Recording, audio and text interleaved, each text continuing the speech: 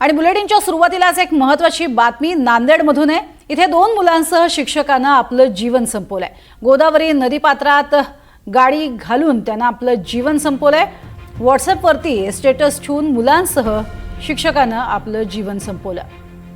या घडलेल्या घटनेनं अनेक सवाल उपस्थित होत आहेत। नांदेडमध्ये ही घटना घडलेली आहे।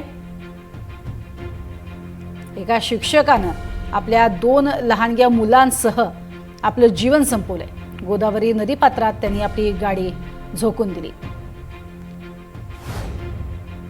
ज्या दुर्दैवी घटना घडलेल्या एक आदर्श शिक्षक म्हणून होते मोरे सर यांनी जे प्रकार आज घडलेला आहे त्यांच्यासोबत याला सर्वस्वी नांदेड येथील युवा मॅडम असतील फुटाणे मॅडम आणि हदगाव येथील माजी बीओ असतील फोले सर आणि जे इतर बाचे असतील शिक्षण समिती यांनी जे त्रास त्यांना दिलेला आहे त्यातून हे घटना घडलेली आहे।